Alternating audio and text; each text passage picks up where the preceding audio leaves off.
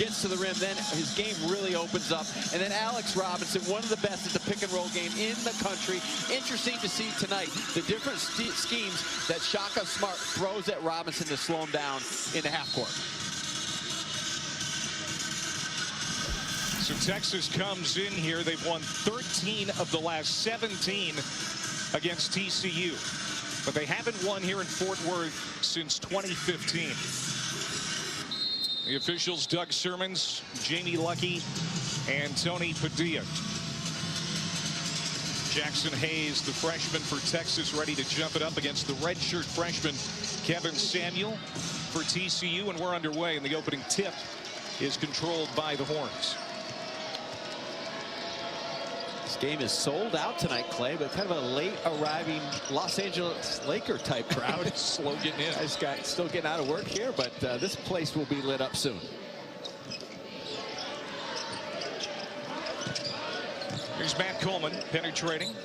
And now get it to Hayes with 5 to shoot. Osakowski around for Roach, and Kerwin Roach bangs home the first shot of the game. It's a 3. Well, Jamie Dixon already a little hot at Desmond Bain. They went over it today in the shooter round. Over and over, you must get up and crowd Roach on the perimeter. Well, Quatnoy back in the starting lineup for TCU did not play against Kansas State. And a temperature of 103. TCU comes up empty on its opening possession, and now the starting 5 for Texas. 2 freshmen, Jackson Hayes and Courtney Ramey in the starting 5. This is the second straight start for Ramey, and the second of his career. Oh, again, Texas, they go as Roach and Coleman go at the guard spot. That was a little quick on that last pull by Coleman. No pass and a shot.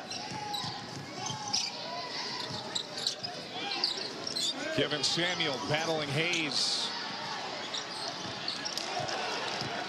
Nothing for TCU yet. A lot of trust early for Shaka Smart, putting Courtney Ramey, the freshman, on the veteran Robinson. First foul of the game belongs to Desmond Bain. Shaka Smart in his 4th year at Texas, 41 years young. Took VCU to 5 NCAA tournaments and a Final Four, hoping to get Texas to the tournament for the 3rd time under his watch. Starting to play a little bit more consistency, a little bit more of an identity. Trying to get Jackson Hayes to play more minutes, keep him out of foul trouble. And really, you talk about the guards. We said they're so important for Texas, but I think Osakowski's got to be that 3rd guy who can go get points and play around the rim. He had a good game against Oklahoma over the weekend. So the true freshman from Cincinnati Moeller High School gets 1 of 2 at the line. It's 4-0 Texas.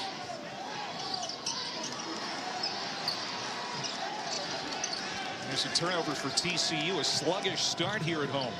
Great quick hands by Ramey. You see why Shaka put Ramey on the veteran Robinson. He can really move his feet. He's got quick hands. Roach had it poked away by Quatnoy, was able to get it back. Roach, great vision, finds Ramey wide open. He can't hit the 3. Both teams, a lot of standing around and a lot of dribbling. This motion offense for TCU really hasn't been able to find any traction early. There's Desmond Bain for 3, and that swims in for the first points for the Horned Frogs. Roach turned his head on Bain, but here comes Roach on the attack. Can't finish at the rim, and Bain sails in for the rebound. Guard Desmond Bain, and off the ball, you cannot lose sight of your man. They'll try another 3. Nothing there for J.D. Miller. Now Osakowski from the post. Swings it over for Coleman. Another 3 for Texas. A bit of a summertime performance here defensively. A lot of wide open shooters.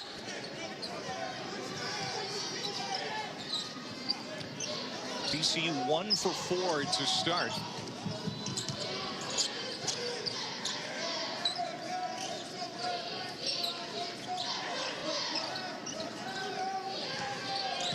Robinson for Miller. He'll try again, and this time it's pure. Both teams have an array of shooters that can spot up in the corner. They really space the floor, so you've got to have your head on a swivel and try to contain the basketball, keep it on one side of the floor. The senior from Dallas makes it a 1-point game. They go inside. Hayes got it and one. Boy, he's powerful. It's been a roller coaster year, Tim, for Texas. Started the season 5-0. Big win against North Carolina. Also had an overtime win against Arkansas. Bad non-conference home losses to Radford, VCU, Providence, and now they're 3-3 in the Big 12. Well, you see that when they are consistent, when Coleman and Roach get it going, and then they have Osakowski, when he gets himself as another physical presence in the lane, they've got something. But at certain nights, they just don't have that consistency. They shoot too many jumpers. They're not on the attack. Their defense has been solid, but offensively, sometimes they just settle from the perimeter. Well, they got two seniors leading the way Saturday in that upset of Oklahoma. Roach and Osakowski, they combined for 38 points and 19 rebounds. Right now, the freshman Hayes is leading the way. He's out to a good start in this game. Quatnoy splits the double team, and he'll get to the line.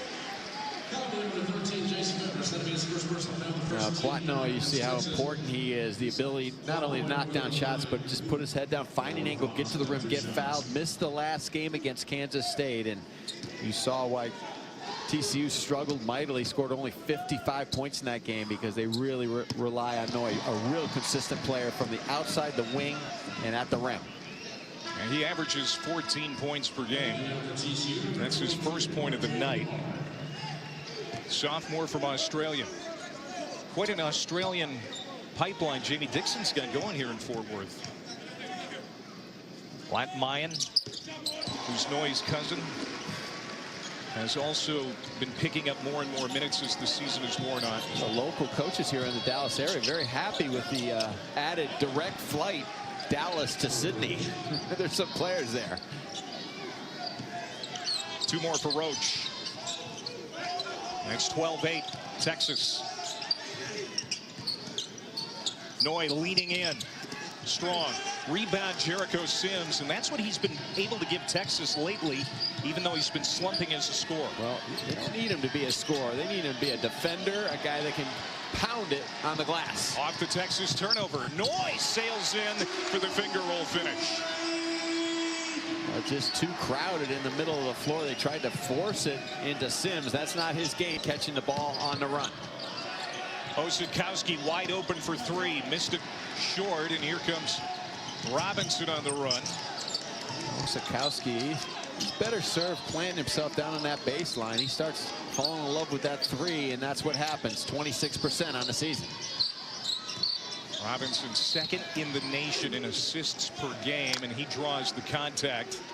And we've got our first media timeout. 14:52 to go here in the first half. Texas coming off a big upset with some help from Hollywood. Well, it's a Texas class of 1993 was on the bench for the upset of Oklahoma on Saturday in a burnt orange suit. He inspired the team to victory.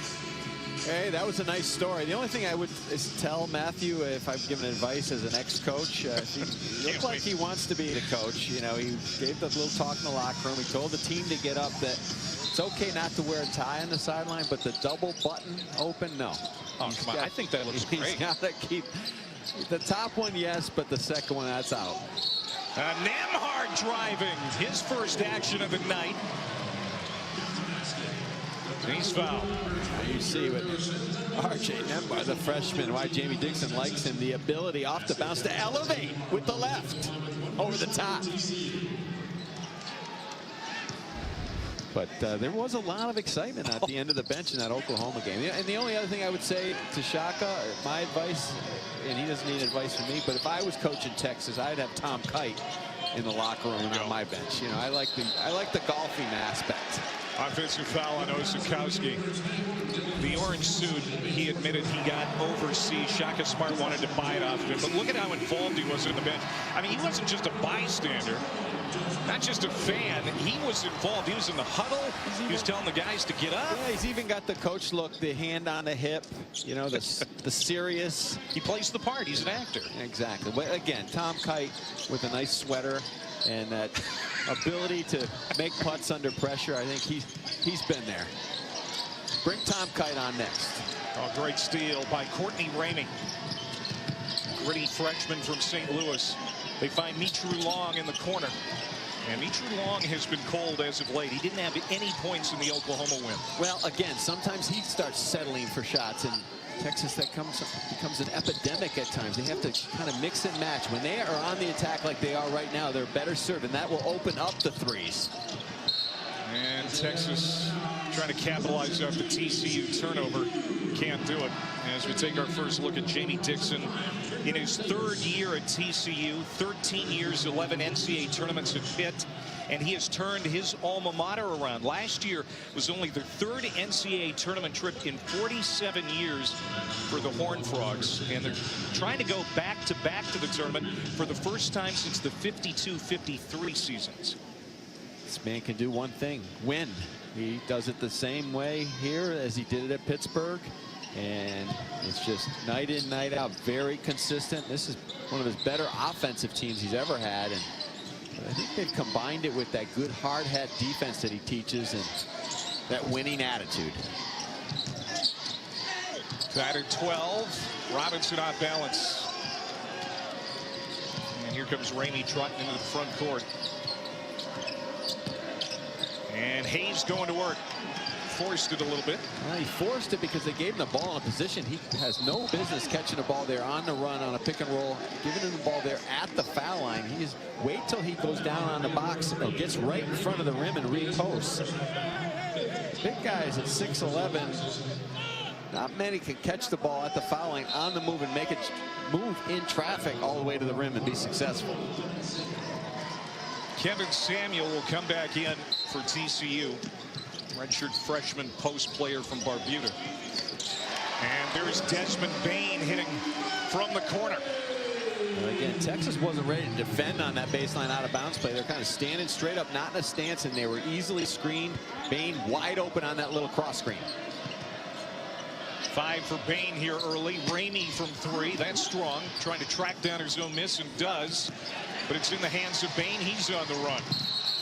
Bain with the crossover is fouled. And that's on Roach. First on Kerwin Roach. Well, the SEC Big 12 Challenge presented by Continental returns to ESPN on Saturday at 6 as the #9 Jayhawks soar into Rupp, looking to tame the 8th-ranked Wildcats, the Sonic Blockbuster. Also available anywhere on the ESPN app. Both of those teams #2 seeds according to Joe Lunardi. That should be good. A couple of blue bloods. Kentucky and Kansas. Kansas, of course, in a tie with K-State for the lead in the league as Kendrick Davis hits his first field goal. TCU starting to heat up a little bit. They're really moving the ball, spacing the court, getting it side to side, finding the open man on the weak side. Robinson can't keep it. Texas will have it with 12:39 to go here in the half. A lot of hustle right now from TCU, and that really is not only because of their mentality, but they're starting to make some shots. They're starting to get a little sense that they can take this game over here early in the first half. Robinson, the Texas A&M transfer, coming off a team-high 17 at Kansas State in that loss. Averages almost 8 assists per game, but he does a little bit of everything for this team. He does. He can score too. You've got to really play him honestly on the perimeter. He can go both hands, and he's got his head up always. Osikowski in close, can't finish.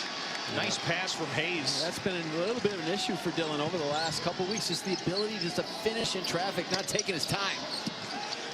Bain's been hot, but he misses that one from 3. Lead is 5 for TCU. Lob it inside for Hayes. Good adjustment to score. Well, that's where he can do damage. He caught the ball like one step from the rim. Just took that one easy step right up over the top. Kept it high. Nice soft touch. Hayes has got 6. Leads the Big 12 in shooting percentage at 76%. Doesn't take a ton of shots. Certainly hits what he aims at.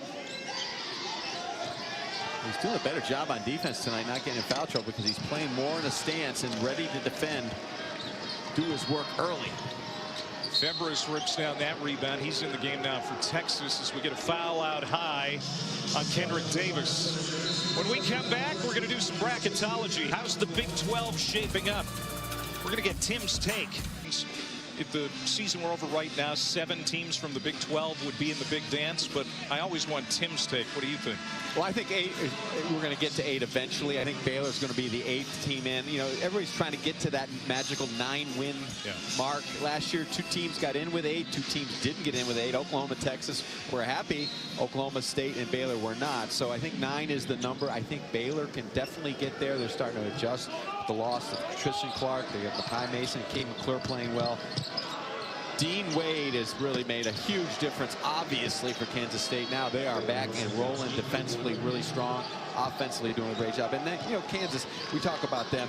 Osabuki out. Dedrick Lawson now has become the man. Another double-double the other night against Iowa State. And then Iowa State still trying to get hold with Wigington and Lard. And I think their best basketball is definitely ahead of them. K-State playing so well right now. You see Lenardi with Baylor as one of his first 4 out. Left hand for Miller doesn't go, so we're tied up here at 17. Big game for both of these teams at this point in the year.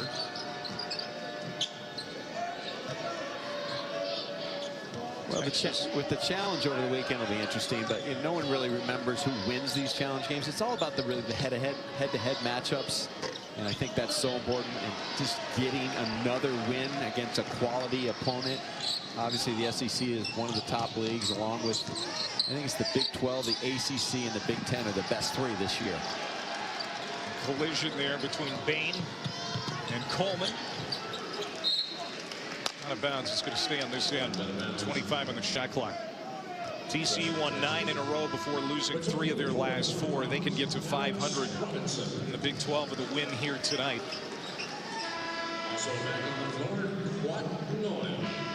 And Texas is looking for its 2nd Big 12 road win. They routed Kansas State by 20 in Manhattan January 2nd, but they didn't have Dean Wade or Kamau Stokes at the time, so it was a much different Wildcats team when they faced off. Oh, absolutely, but no one will remember that either. So they just got a nice road win in their pocket. And TCU just trying to protect the home court. Now, this is the first game all season long that Jamie Dickinson can say, I have my complete roster. Obviously, Fisher's not here. Okay, he's not coming back. So the 9 guys they hear, this is their team, and they're finally healthy. 3 for Courtney Ramey. He had been slumped 4 of 23 the last 4 games, so that's a good sign for Shaka Smart's team. He's a good player. You can see he is chasing Alex Robinson all over the floor.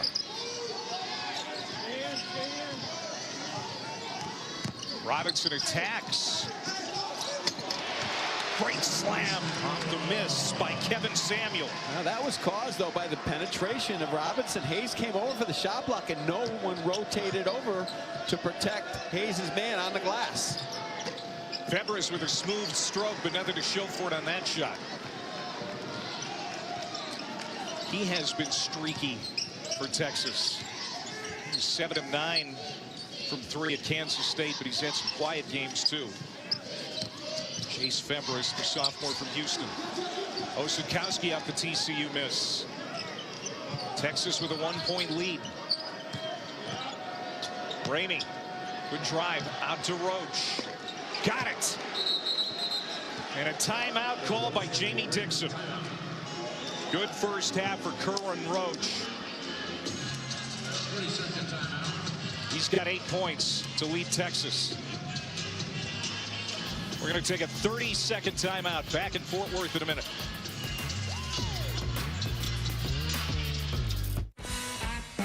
For Angry Orchard Crisp, there are over 6,000 apple varieties to choose from. Bittersweet apples are the best for cider making. The apples in Angry Orchard Crisp are apples that you would not find at the grocery store. Bittersweet apples are generally smaller and deliver more flavor and aroma. They're traditional cider apples that have been grown for centuries. Drinking Angry Orchard Crisp is like biting into a fresh apple.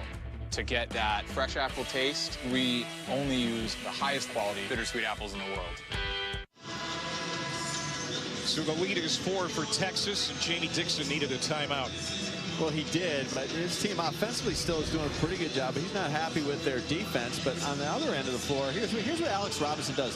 He creates a little space. Hayes comes all the way over, and no one rotates back down on the other end to block out Samuel. And then the great drive and dish by Courtney Ramey. He just has that nice ability to in and out, shake, and understanding where his teammates were on the other side of the floor. Desmond Bain having himself a half for TCU. He's got 7 to lead the Frogs. It was just way too easy. A straight line drive from the top of the key all the way to the rim. No resistance. Now going to foul on Osakowski away from the ball. And that's his second. Shaka Smart went to the bench quickly because Kerwin Roach is just chasing his tail here of Bain, and no one even steps up to protect early, and way too easy. Desmond Bain closing in on 1,000 career points for TCU. One of the quiet heroes in this league. Solid. He comes to play every night. He just gives you great defense, and he's one of those guys as a coach, when you drive to the arena, you're not worried about his performance. He's going to bring it every night. Under 8 minutes to go here in the opening half. 2-point lead for the Longhorns. With a win, they can go over 500 in Big 12 play. TCU trying to get to 500. Shot clock at 4. Bain penetrates. Floater, no. And Hayes with another rebound.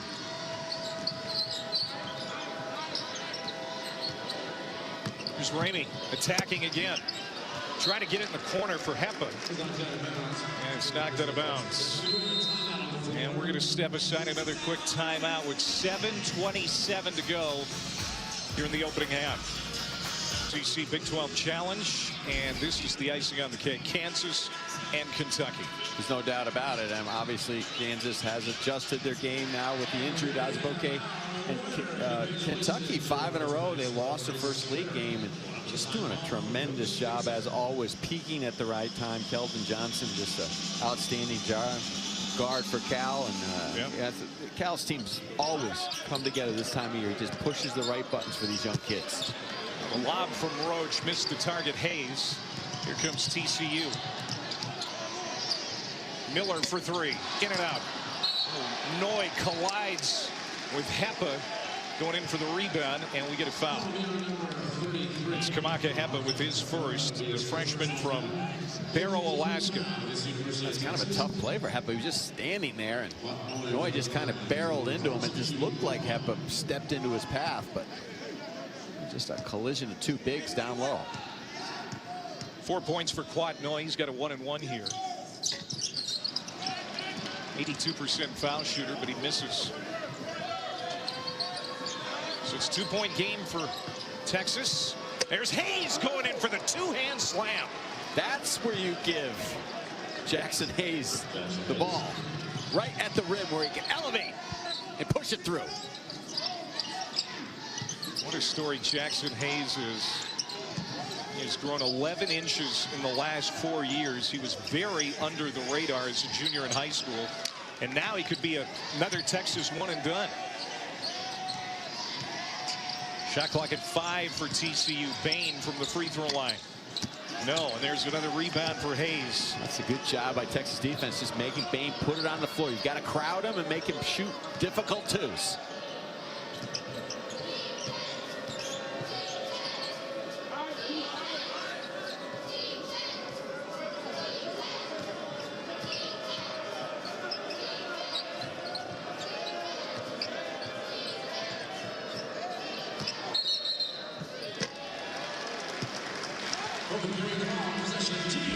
Well, earlier, Clay, we showed the play where Jackson Hayes caught the ball at the foul line, had to dribble into traffic. Now, no dribbles, just catching it one step and a big long step, and then a rise up, and powerful for the youngster.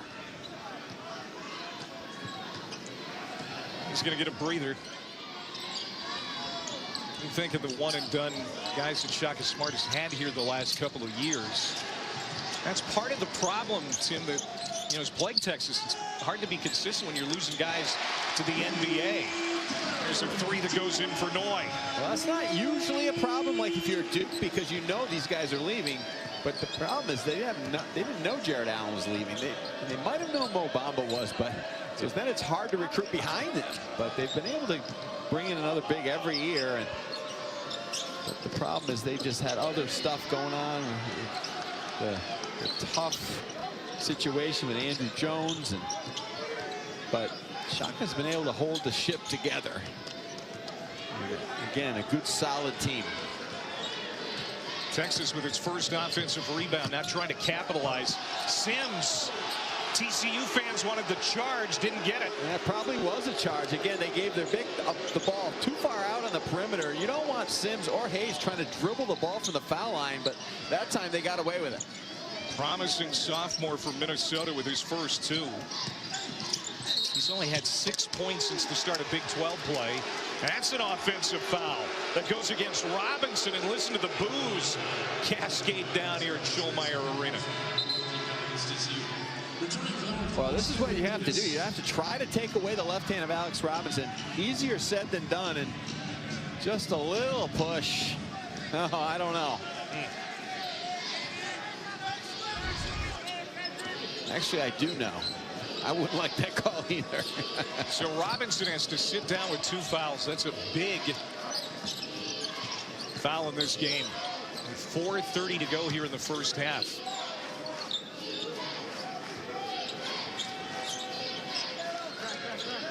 Courtney Ramey around Bain. Nice pass to Coleman, but it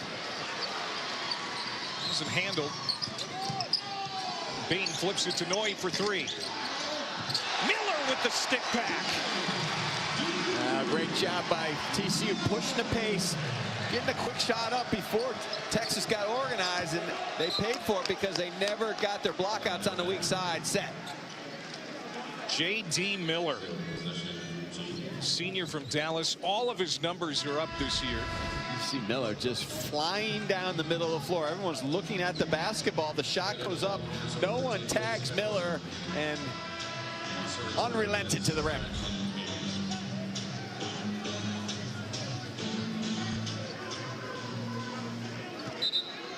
He's an Iron Man. Played all 40 minutes at Kansas State. He's never missed a game in his career. Under 4 minutes to go in the half. Roach for Coleman, and he traveled.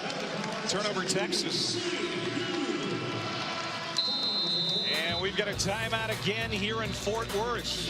Close game on this Wednesday night.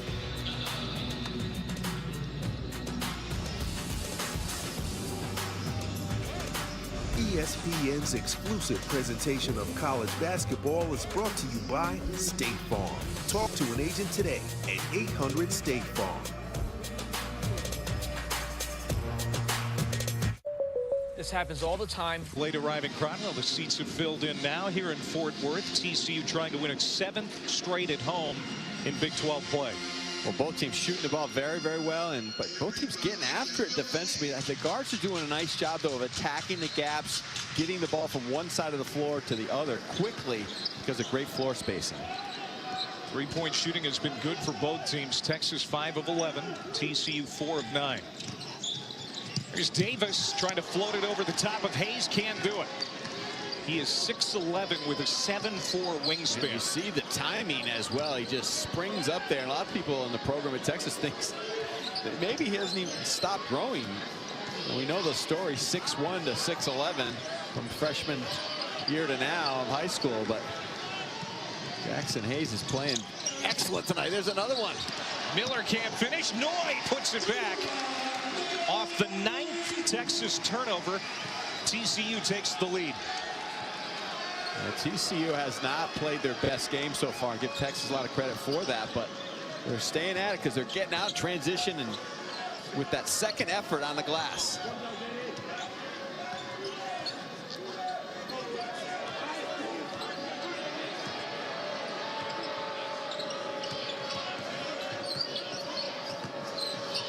Roach got it ahead of the buzzer, but didn't draw iron.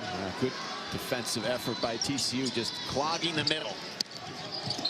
Throwing it up wildly is Miller, and he is fouled. Now that's Hayes in the middle of that defensively. Jackson Hayes, 6'11", 220 pounds out of Cincinnati. His dad, Jonathan, played 12 years in the NFL. Long-time tight ends coach in the league, too. Mom, Christy, played basketball at Drake. Was the Missouri Valley Conference Player of the Year in '95. Great bloodlines.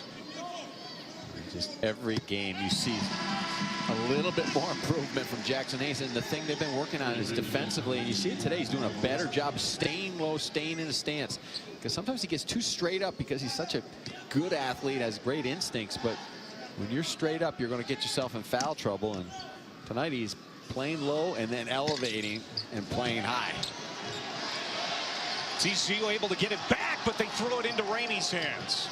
Dixon upset, and Ramey is able to lay it in on the other end. Well, Ramey is so good with the left, not only off the bounce, but finishing in traffic.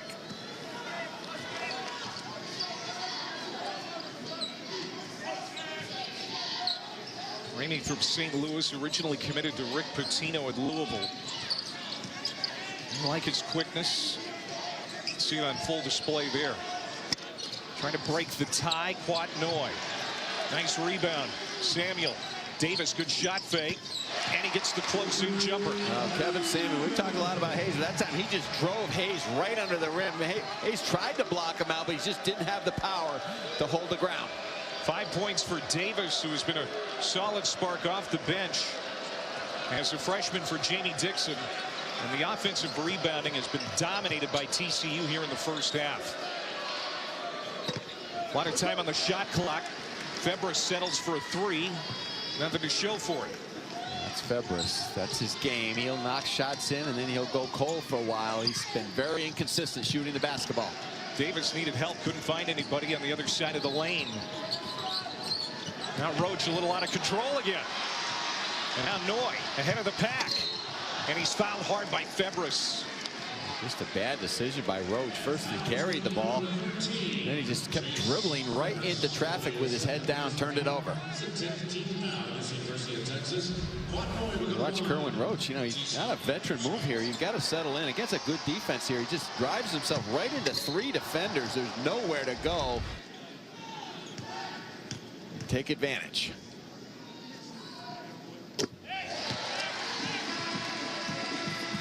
Our women's Thursday night showcase is #1 Notre Dame in Knoxville taking on the Lady Vols. Last year the Irish had that great comeback, came back from 23 down to beat Tennessee and South Bend. We'll see what happens this time. 7 Eastern on ESPN.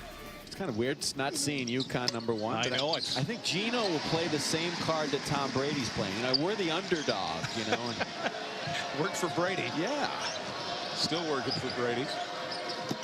By the way, congratulations on that. I know you're the world's biggest Pats fan. We'll get to that later, but you can tell us how the rest of the world feels not having a team in the Super Bowl every year. But this is not the night to talk about that. We got a great Big 12 battle here. My club is 0 for 4 in the big game. Oh, here's Meacher Long with the steal. Bain back to defend, and defends well, but Ramey is there again. Just a bad play by Kendrick Davis, though. Just leaving the floor, jumping up in the air with nowhere to go, and that's just a fatal mistake. And then coming back the other way, Texas just out-hustled TCU for that second opportunity. Horned Frogs are going to be patient here. 10-second differential between game and shot clock.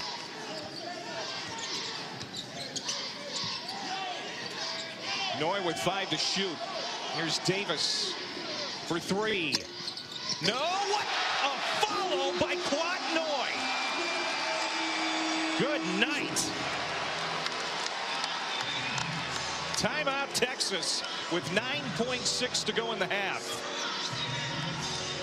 This is where Texas sometimes doesn't pay attention to the people on the weak side, and you better watch this man, Quatnoy. He can beat you in a lot of ways, and Jamie Dixon was smiling a little bit today at shoot-around, understanding that Quatnoy was going to play.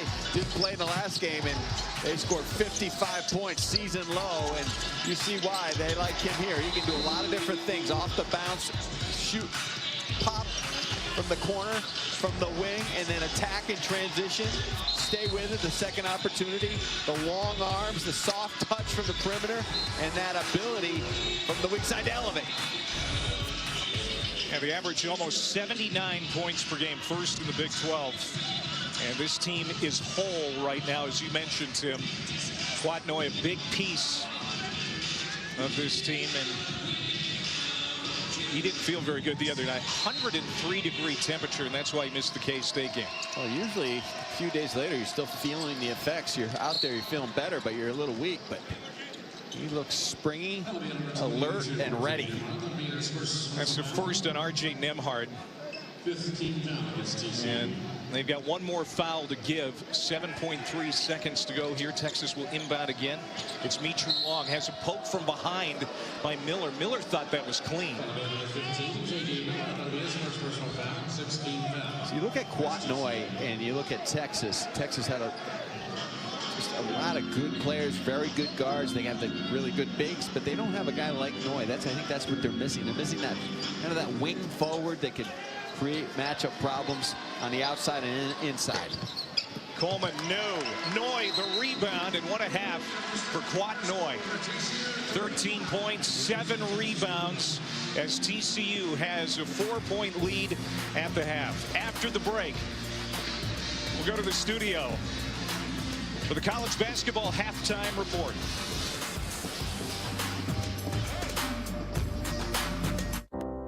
Well, I expect Oklahoma to play with a lot of desperation at 2-4 right now, just trending in the wrong direction as they did kind of a year ago at the end of the season. But this is a different Oklahoma team. This is a much better team than they had a year ago. More solid, well-rounded team. Christian James has to really put this team on his back. Listen, Oklahoma State's going to fight. They're down to 3 kids that they suspended for the season and kicked off the team.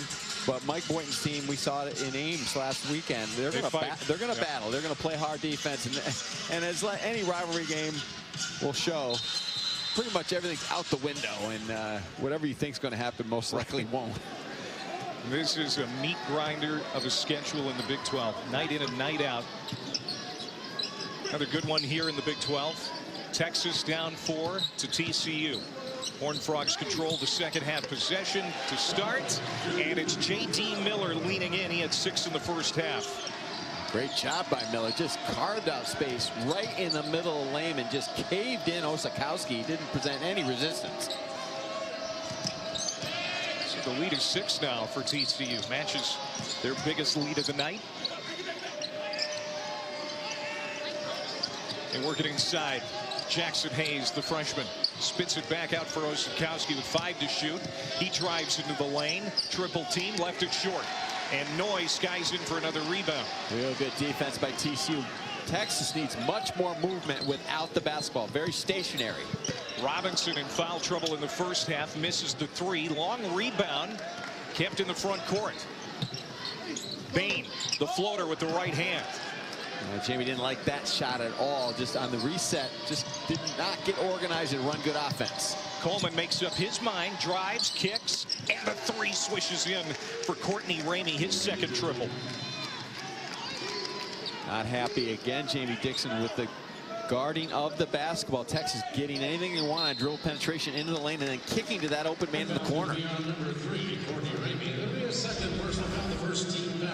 Well, TCU's defense is built on you have to guard the ball because they're going to give a lot of help. And when they help this much, what's going to happen is open shooters on the weak side. So you have to contain the ball, keep it out of the lane.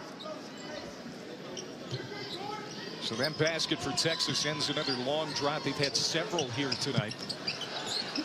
Samuel muscles in and flushes it down. Kevin Samuel's come to play tonight. We've talked a lot about Jackson Hayes, but Kevin Samuel has played very physical basketball in the lane. That's what he does. Almost all of his baskets this year have been dunks for TCU. Texas is spacing the floor, moving it, but then everyone else is standing. They're very easily guarded if they don't penetrate the basketball. Roach, the running right hand, got it. And Jamie Dixon disappointed with the way that was defended. It's basically get down, strap your boots, and guard your man, because Texas, not a lot of tricks. They're just trying to beat you off the bounce. And right now, TCU not doing a good job of staying low, forcing it to the side. Roach and Ramey in double figures for the Horns, each with 10. Robinson still struggling, measuring his shot here tonight. That foul on Roach. That's his second team foul on the Horns. Alex Robinson, no field goals here tonight. He'll get it into Bain. Robinson coming off a 17-point scoring performance last game. This is what he does well, though, set up other guys, and Samuel adjusts well under the basket. Well, that time they forced Robinson to his right, and he's not a scorer when he goes right. He's going to look to pass the ball, and that time Texas didn't rotate back and protect the rim. And a Texas turnover. And they're in double figures with 10 of those here tonight. Well, that was caused, though, because TCU got down and defended and did not let the ball penetrate into the lane.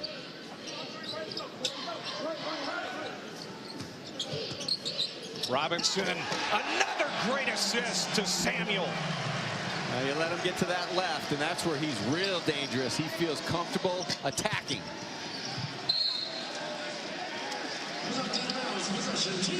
Out of bounds to TCU.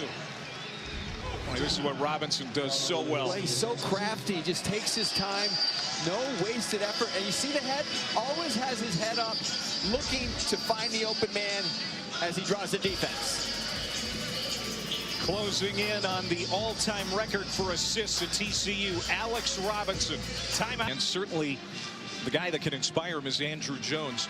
No more inspiring story in college basketball over the last year than the one of Andrew Jones, diagnosed with leukemia in January of last year. He's gone through a couple of rounds of chemo, and he's in remission, hoping to play again for the Longhorns next year, too. Talk about fight, determination, someone to look up to in life, and that's what his teammates should be doing. And he's done a great job, as Shaka Smart told us, with just leadership in the huddle, during games, during practice, playing on the scout team, which is not easy for a superstar to do. And obviously those two people should be congratulated, just bringing up just a wonderful young man who has gone through such tragedy, but fighting back and on his way to recovery. Talked to his folks before the game. They're so proud of their son. And he works hard in scout team, like you said, Tim. Very much a part of the Horns community. And then we can't play on the floor. And, you know, you and I spoke to Andrew earlier today as well, and just no woe is me. Just no. It feels blessed to be here. And look at him. He just wants to win and help his teammates, help the program, help the university. And just a great sense also, Clay, of appreciation for all that everyone did last year when he went through this. Not only his teammates and the students, but just the broadcast last year, the ESPN, what ESPN did, and all the little specials, and going around through all the teams on campus and wishing him well. And he said, I didn't get to see a lot of it earlier because I was kind of in a little bit of a fog, understandably. He goes, but I DVR'd it and I watched it all. And he's an inspiration, that guy. Shot clock violation on the Horned Frogs. He's applying for a medical red shirt. He said hoping to play next year. And if he comes back next year with that medical red shirt, that would have 2 years remaining in his eligibility at Texas. I can't think of a better guy than Shaka Smart, though, to help you fight through something and be a father figure when you're away from your family as well. And give him all the credit in the world, and the staff and the university for all of their support. Hayes throws it to Robinson. Turnover. He feeds Bain in the corner, in and out. And Matt Coleman on the run for the Longhorns. Coleman has it blocked. And Bain goes down hard. Now here's Noy. He tries to slam it down. Well defended by Hayes. And Desmond Bain, a little fuzzy walking back down the floor here, Tim. Well, back and forth and back and forth. And this is like the NBA in the 80s. No layups. We're not allowing anything. Physicality here at Fort Worth. $4 a month. Watch, sing, 7 days free. ESPN's exclusive presentation of college basketball is brought to you by Walt Disney World Resort. You know, I don't know that I could touch the backboard, let alone hit it with my head like Desmond Bain did. He went up and conked himself. It looks like he's going to be okay. Well, he's back on the floor. He is Mr. Steady. Jamie Dixon would have to drag him out of this building to not keep him in the basketball game. And just gotta love the way that guy plays. And he's just constantly moving on offense, slashing to the rim and just protecting it, elevating and smashing his head on the backboard and then crashing to the floor. Wow. Just a little bit of a sting. Had a timeout to recover. Now he's back in. Desmond Bain, the junior from Richmond, Indiana. 46% three-point shooter last year, first in the Big 12. Those numbers are down a bit, but everything else is up. He did hit a three early in this game. He's got 7 points for TCU. Leading here at home by 7. Poked away from behind. Loose in the lane. Samuel has it. Now Alex Robinson pulls it out of there. Jamie Dixon takes the opportunity when Robinson had control to call a timeout.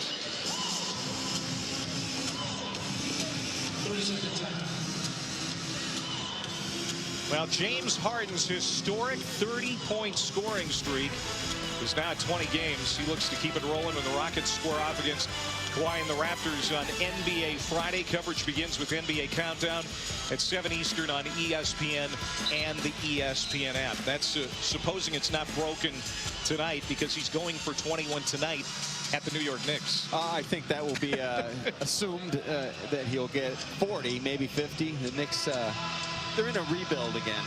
You're such a cynic. They might have a great game against the Beard tonight. They're singing Zion in the Garden every night. Right. Don't win. We want Zion. 5 on the shot clock for TCU out of their timeout. Bain's got to hurry. Moves to the top of the key. Throws it up. Got it! Well, again, made something out of nothing. Just with pure toughness. Ability just to navigate with great skill in the lane. Coleman, he's off the mark. Texas has been hot and cold here tonight. It's been hard stringing things together for the Horns. They've only scored on consecutive possessions twice in this game. Robinson's first field goal, and the southpaw hits the 3. Well, that's what he does. He makes you back up or hesitate a little bit because you're assuming you're going to get pinned on a screen because he's just constantly in that pick and roll game. And then once you give him a little bit of space, that's what he does. He makes you pay from the outside.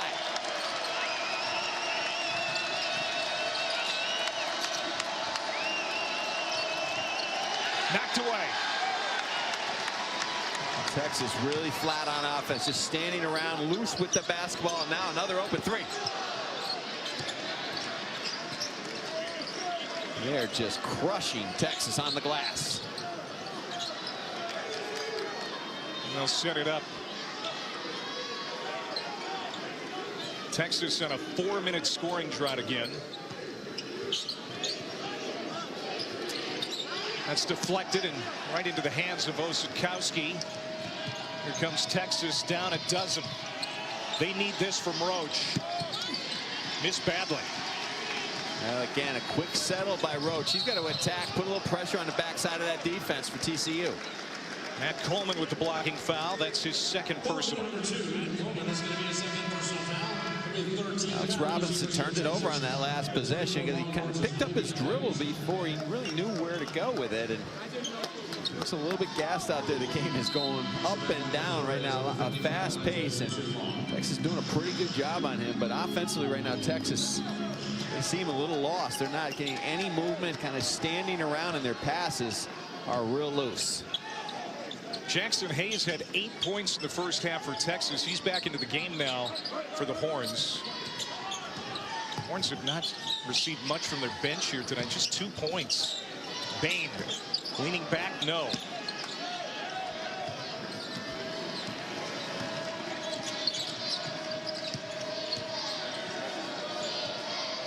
Courtney Ramey has been good. He's in double figures.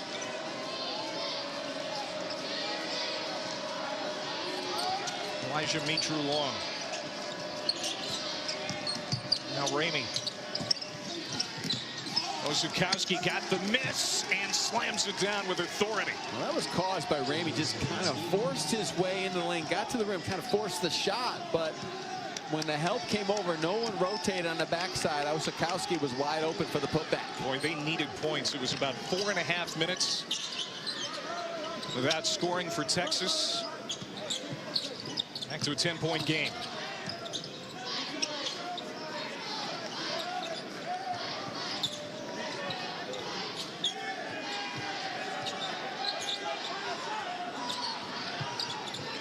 Robinson step back three. Off the heel, Mitru Long. Texas has numbers. Spinning. Off the window. Another follow by Osakowski.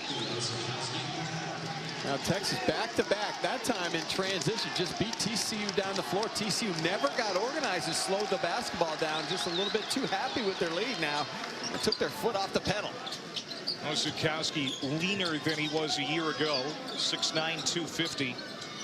Lost quite a bit of weight over this last offseason.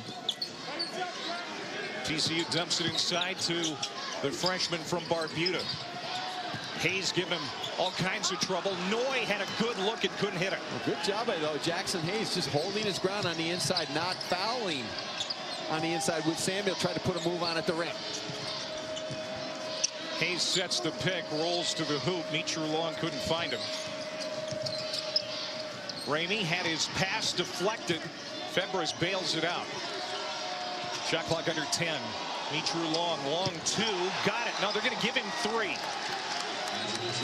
His first points tonight. Well, that's the first clean look that Mitru Long's been able to have from the outside. And TCU kind of backed up on him instead of just attacking the basketball.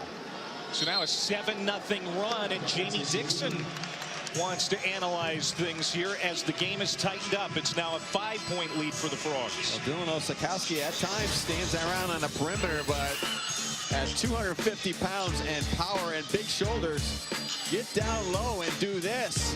Punch it home. Are you ready for the SEC Big 12 Challenge? 20 teams, 10 games, 1 day. Because you don't argue which conference is best, you settle it on the court. Oh my! 10 great games. Big 12 SEC Challenge. Texas is at Georgia. TCU's got a tough one against Florida right here in Fort Worth. Then Iowa State Ole Miss game. That's a head-to-head top 25 too. Well, you talk about Ole Miss really got pounded last night by Alabama, but you talk about the Big 12 over the years. Everyone knows great coaches. But the SEC now, in the last few years, has added a group of excellent coaches with Ben Howland, Tom Crean, Rick Barnes, Frank Martin, Mike White. They have got some good coaches. Everyone knows Cal is a Hall of Famer already. So the SEC is back. Last year was the first year they won the challenge play. And Saturday night at 6, Kentucky and Kansas. Kansas, of course, at 5-2, leading the Big 12 with Kansas State right now. 6th edition of the challenge. SEC won it last year, as you mentioned. A few teams not participating from the SEC. Of course, all 10 from this league will. Of course, Bob Huggins says thanks, SEC. Big 12 challenge, 1 year that he's kind of rebuilding a little bit, so to speak, and he's got to go to Tennessee. Yeah. Just when you might count West Virginia out, they surprise you with just a gritty win over Kansas last Saturday. A exciting day in Morgantown. Well, Russell Barlow into the game for TCU again. He just picked up his first foul. They took the red shirt off of him the last game against K-State because they were shorthanded. Most notably, Quat Noy was out with the temperature. And that's where Osakowski, I just sometimes don't understand. He likes to just stand out there in that corner where he's a 26% three-point shooter, where you see where his percentage is around the rim. About 90 when he tries to dunk it. Maybe better. Davis, 5 to shoot. That's rejected by Hayes. Averaging 2.6 blocks per game, best in the league. Osakowski saves it for Febres. Great hustle. Febres got to take a better look at the rim, though. Bain almost stole it back, and now Davis does. Davis lays it in for TCU. Quickness, activity, aggressive behavior.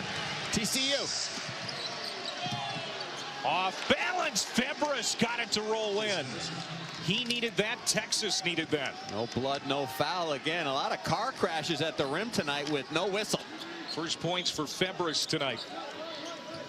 That had to be a foul down the other end. Shaka Smart not happy. Robinson misses the jumper. Osakowski clears it for Texas. Down 5. TCU at 1 point. Had a 12-point lead. Under 9 minutes to go. Mitru Long. Ooh, tough shot. Good defense right over the top. Great contest. Mitru Long with the answer. He's got 5 here in the second half. The transfer from Mount St. Mary's. Some big points since halftime. Now the lead to TCU has shrunk to 3.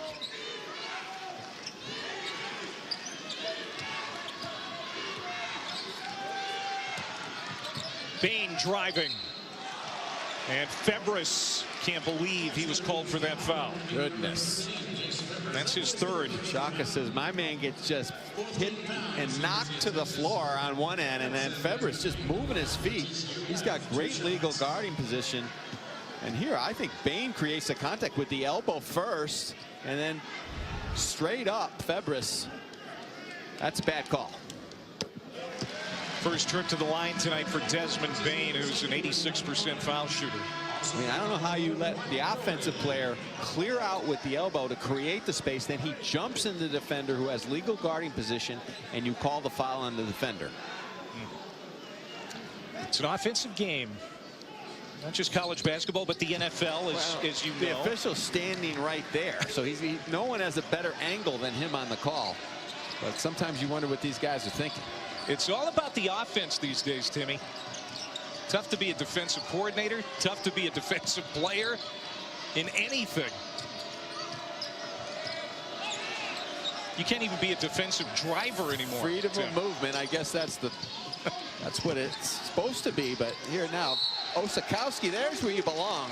Get those big wide shoulders, that big back, and throw it around inside. He's got the skill, the experience, the toughness, the size, the ability. He just spends way too much time out on the perimeter. When he goes down around the basket, he is hard to handle. He was great on Saturday in the win over Oklahoma. 15 points, 11 rebounds against the Sooners. You know, when he was a young player at Tulane, a freshman, he played mostly at the high post. He's got good skill. He can make that shot. And sometimes he goes back to those days and just even kind of drifts further out on the perimeter and wants to just feel comfortable on the outside, which it's okay to have a little bit of balance out there, but he's got to spend most of his time on the baseline and in the paint.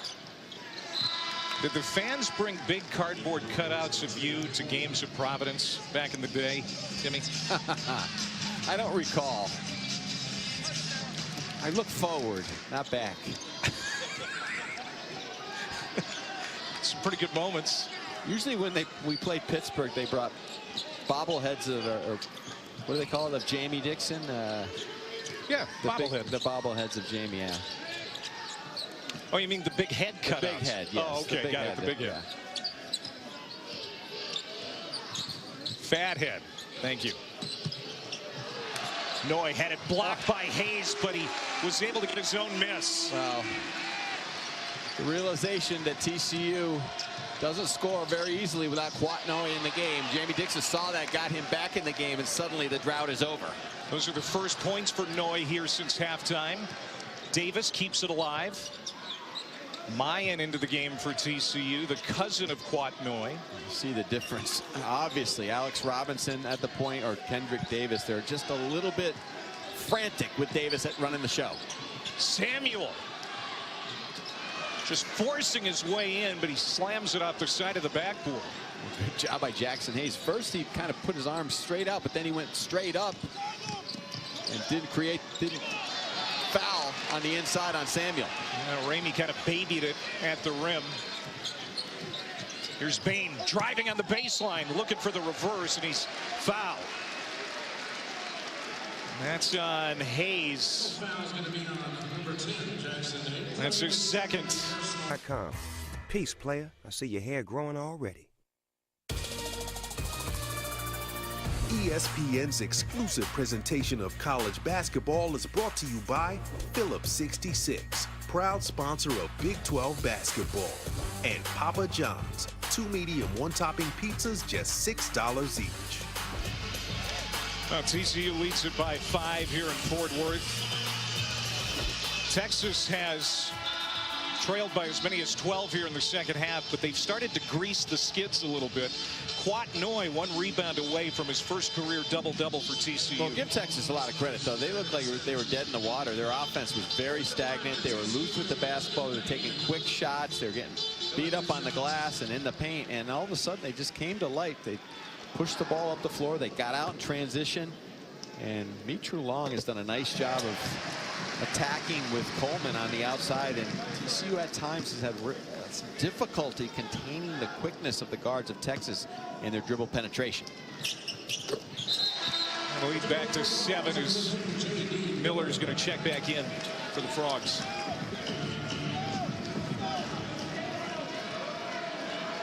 TCU trying to win its 4th straight over Texas here in Fort Worth.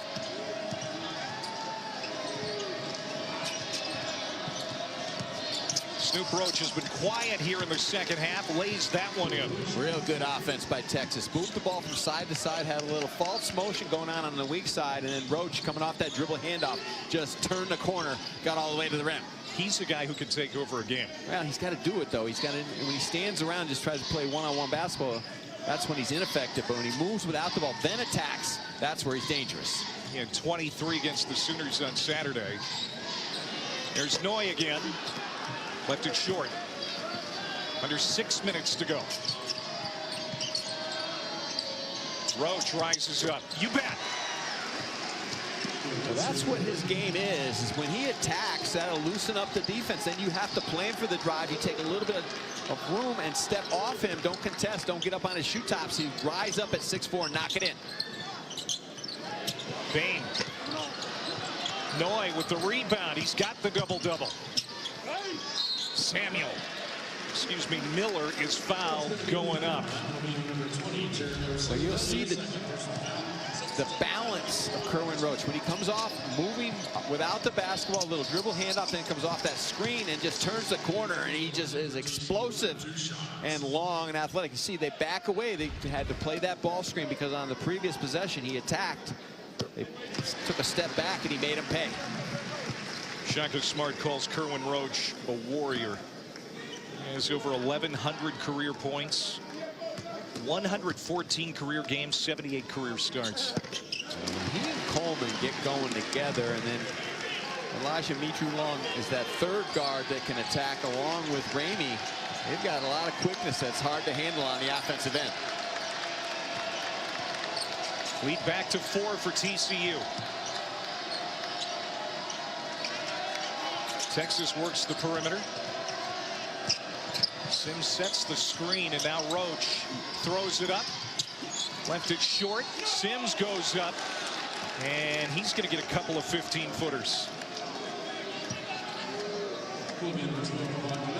That's Noy, his first. Well, Jericho Sims has done a good job tonight, just coming in off the bench and giving Hayes some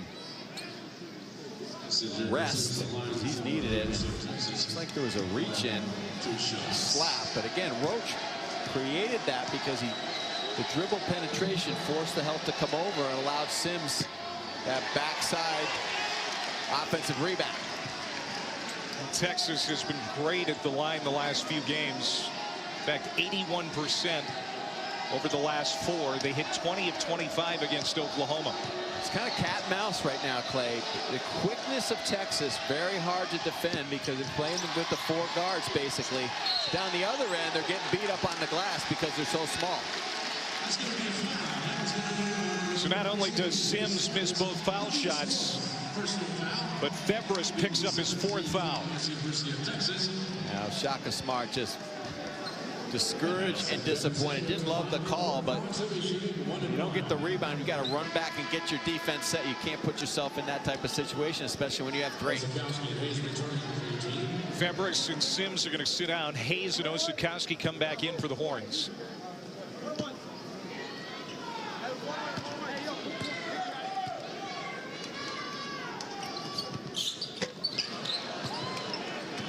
Both teams struggling at the line here in the last few moments. Osakowski thought twice about a three.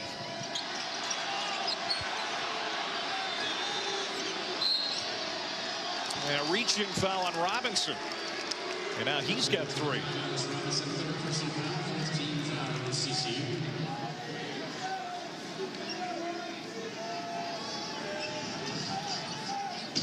That's one thing the officials are not going to let you just right out in the middle of the floor slap the arm of the point guard.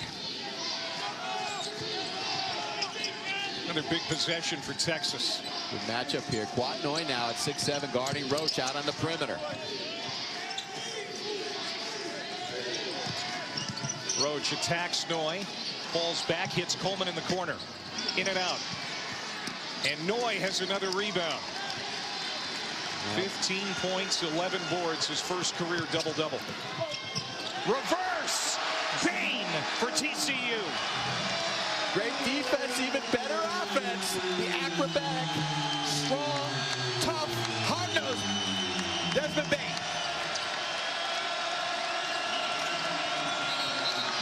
Illegal screen on Hayes. Well, Texas did a pretty good job running back, setting their defense, but they didn't cut off the total baseline. They cut it off a little bit. And Desmond Bain going strong with the right. The defense comes, and the shot blocker up, over, and under and through. 15 for Bain. He also has 6 rebounds and 3 assists. Here's Bain again. How about that move? Oh, and Texas badly needs a timeout.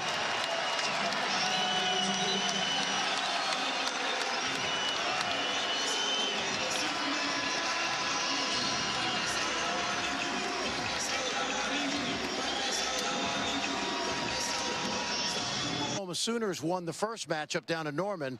For Oklahoma State, they're down to 8 scholarship players. Coach Michael Boynton had to suspend 3 players and remove them from the team, so they're shorthanded, but they've been competitive. For Oklahoma, a great start to their season. They're struggling somewhat in Big 12 play, not shooting the ball the way they did early in the year, but an outstanding defensive team. And in this league, a week can change fortunes quickly.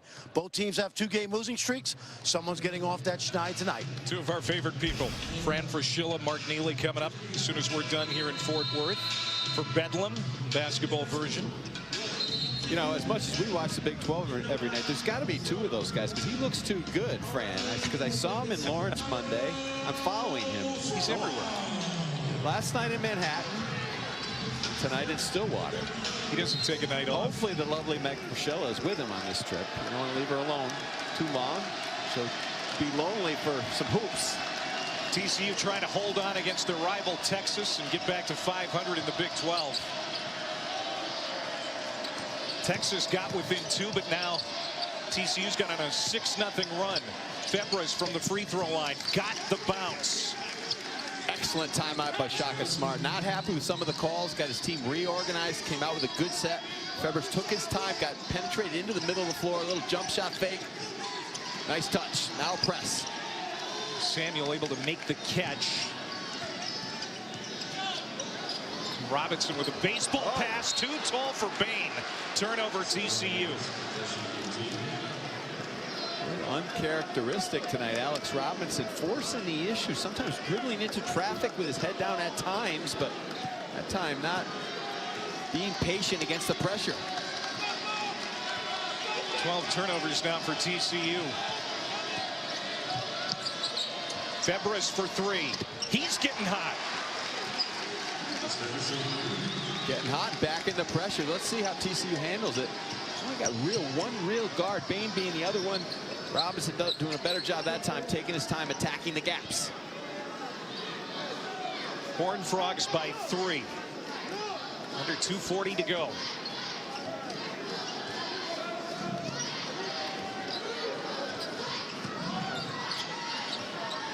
Robinson tied up, looking for help.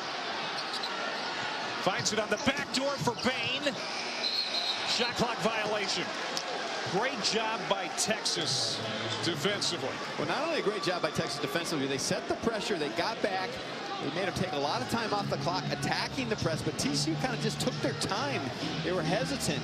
They're a little bit too comfortable with this lead, and obviously it's not a big one. They need to keep attacking that pressure and go to score once they break the press.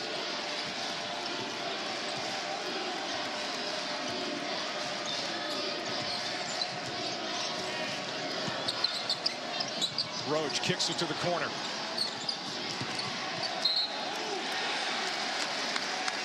Out of bounds to TCU.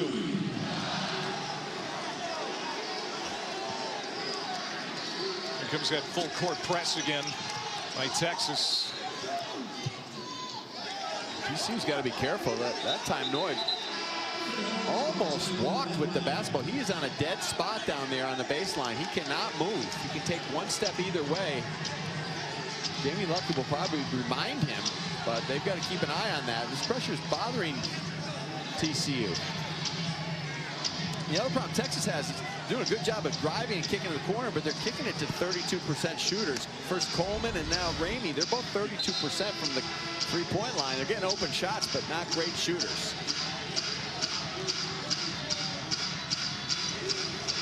Sikowski's got to be careful as well. He reaches over the end line. That could be very close to being a technical foul. Claim it hit Sikowski. I don't know. It's pretty close. That was pretty close, but also he reached over the line, which you're not allowed to do as a defender. Robinson is going to be patient here at the point. Mayan sets the pick. 10 seconds to shoot. Robinson drives and scores. And that's all he needed. They had the floor space. Texas was aware of that. They stayed home on the three-point shooters. Allowed a little two-on-two game in the middle of the floor. Roach to an empty wing. Turnover, Texas. That is the 16th turnover for the Horns. Well, this is what you do in the playground on a Saturday afternoon. You're playing two-on-two with your best friends. But that's what this is. They space the floor, allowing the pick-and-roll game down the middle to one of the best in the country. And the Texas turnovers have been costly. 17 points for TCU off Texas giveaways. Here's Mayan from the corner. Goodness. Oh, and Texas couldn't handle it in the corner. Febra's kicking himself. Well, Mayan can make that shot, but that's not what they wanted. Jamie Dixon wanted to pull it out, use clock, and very fortunate that they have possession. He likes Lat Mayan, too, for that very reason as a shooter, but you're right, he needed to take more time. Time and score. I mean, Bain passed it up. He probably shouldn't have given the ball to Mayan. He probably should have just pulled it out. Now Robinson double team. Excellent free throw shooter. 1 minute to go. Got to tighten it up. They're going to double Robinson in the middle of the floor. Make him give it up. Lost it. Diving in is Bain to save it for TCU. Robinson. That's a shot clock violation. Didn't get it off in time. Jamie Dixon wanted a foul, but Robinson got trapped. No one came to the basketball, and when TCU sees that trap in the middle of the floor, Robinson has to attack one of the trappers, not back up. Attack one of the trappers and look for somebody flashing into the middle, and then attack and burn Texas because of the double team. And so what's Texas looking for on this possession? Wow, they're just looking for a quick, good open shot. Now, Texas is doing a pretty good job, Kerwin Rocha, getting into the game, but they've got to try to get Febra spotted up on the same side or on the weak side of Roach. When Roach drives the ball, get him in that opposite corner, or even Mitru Long for an open three, because TCU is not going to allow Kerwin Roach to get to the rim. They're going to send that second defender at him. TCU has 2 fouls to give. Roach from the top of the key. No, and Bain with the rebound. Bain couldn't get it to Robinson. Hayes on the block. Scores with 23 seconds to go. So now it's a one-possession game. TCU with the ball. TCU not getting organized again against this pressure. They got to get organized, space the floor, and go to the middle. Now TCU will come back to the other end and shoot. Don't forget the SEC Big 12 Challenge presented by Continental this Saturday. 6 p.m. has the Jayhawks against the Wildcats. Number 9 and number 8, the Sonic Blockbuster, also available anywhere on the ESPN app. Part of a great slate of games on Saturday in the SEC Big 12 Challenge. So now Lat Mayan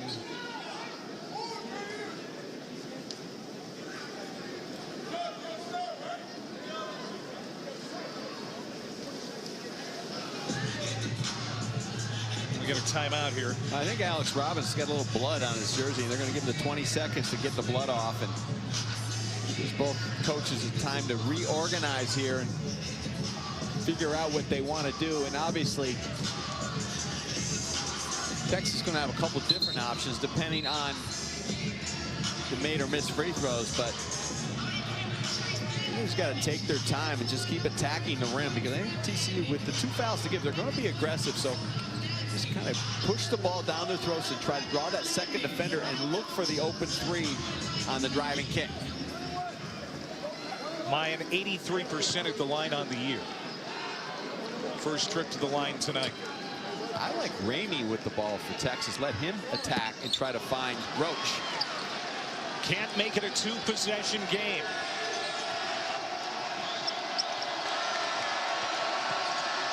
Roach and a poke from behind. Texas will keep it.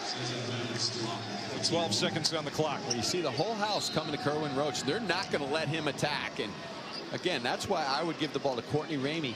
Let him attack and then try to find Kerwin Roach on the driving kick.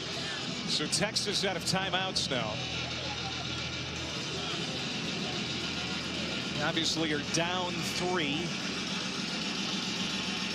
You got the Texas huddle on your right. What are they talking about right now? They're talking about getting a good 3 right on the baseline out of bounds. Trying to a misdirection play. Some sort of play where Texas screens the screener, get TCU maybe in a switch, or helping a little bit too much on the screen, and maybe the man setting the screen pops to the open side of the floor, or opposite the basketball is a great place to get the 3.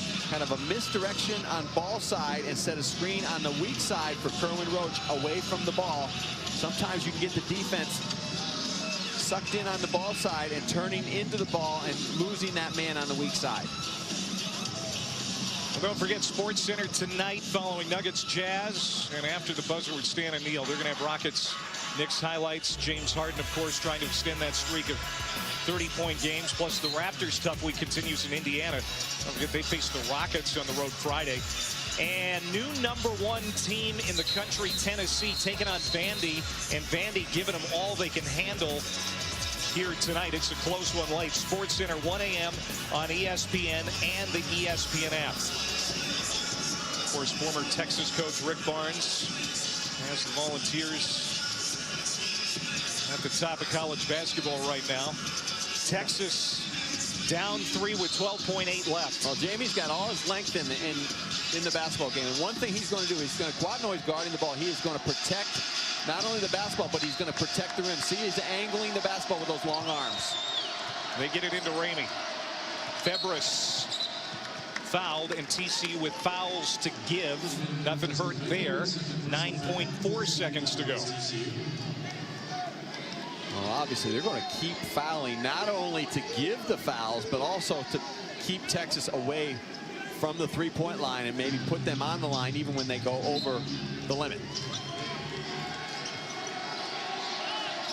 Well defended on the inbound. They finally find Febres, and now Ramey is fouled with 6.6 to go. It really gets you out of a rhythm. Gets you out of a rhythm, and now they have to foul to put Texas on the line and not let them shoot the ball. And it, you know, I don't really believe in waiting until under 5 or anything.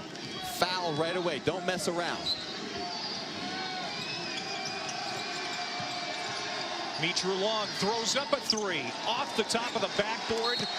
TCU gets the rebound, and they're going to be able to hang on and get the win here in the Big 12 on this Wednesday night. TCU's strategy clearly was to not foul. They did a great job of contesting without fouling, forcing a really hard shot. But the thing is, The danger of that, Clay, is not trusting your defense, of course, that they're going to contest, do a good job on the three-point line, but the danger is on the rebound, getting a rebound and then kicking it back out to an open three-point shooter before your defense resets. But Miller did a great job on the glass.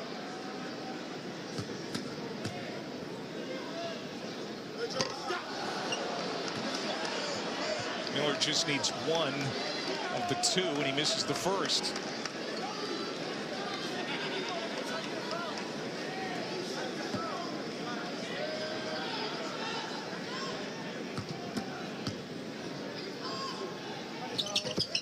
Got it.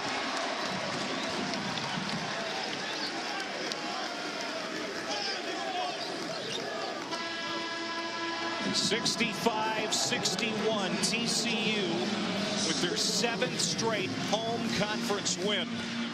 And it's a big one for Jamie Dixon's squad. Well, they did it with toughness, basically, down the stretch. They forced their way to get the ball to the rim in the paint and really dominate the backboards and play great defense. 65-61 the final for Tim Welsh and Clay Matvick. Now we go to Mark Neely and Fran Fraschilla in Stillwater.